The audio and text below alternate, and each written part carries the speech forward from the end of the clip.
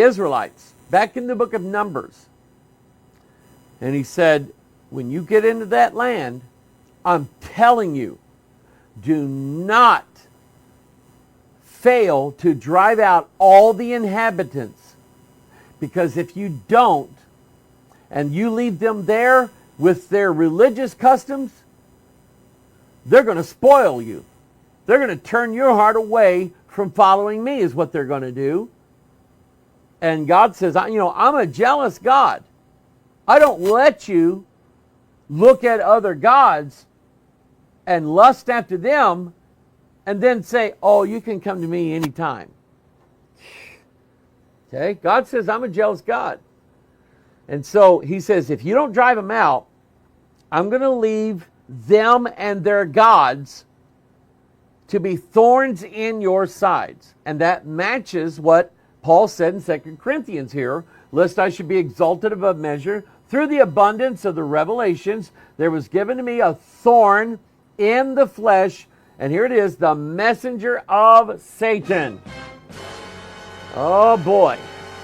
That messenger, the word there, angelos.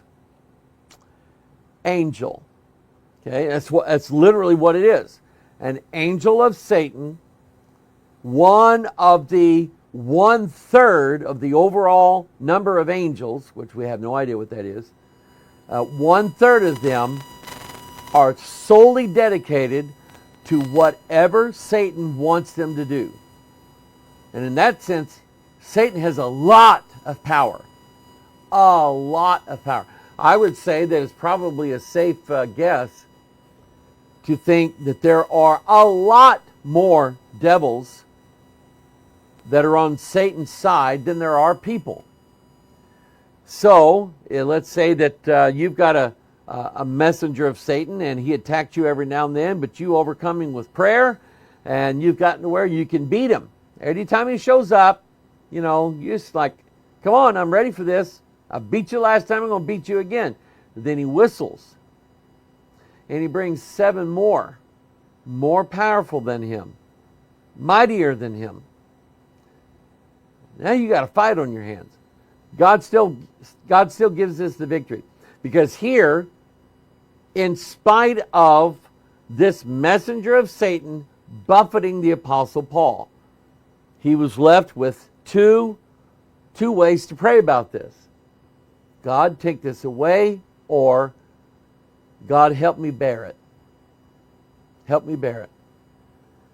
And in that scenario there, in that case, either one, whichever one God picks, you're going to be the recipient of the blessings of it.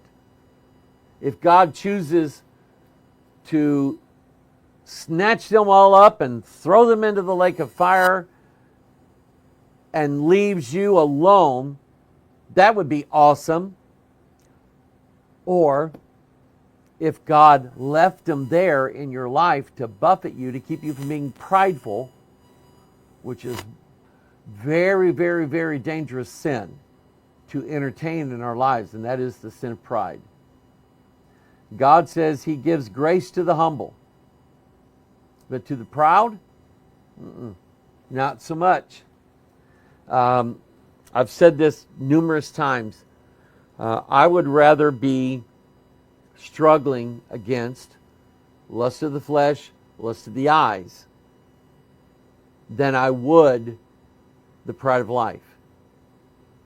If I'm struggling against lust of the flesh or lust of the eyes, okay, I have but to follow my face before God and say, God, will you deliver me? God, will you help me? God, will you have mercy on me? Okay, and God will do it. But when you are full of pride, you praying about your problems is probably the last thing on your list of things to do.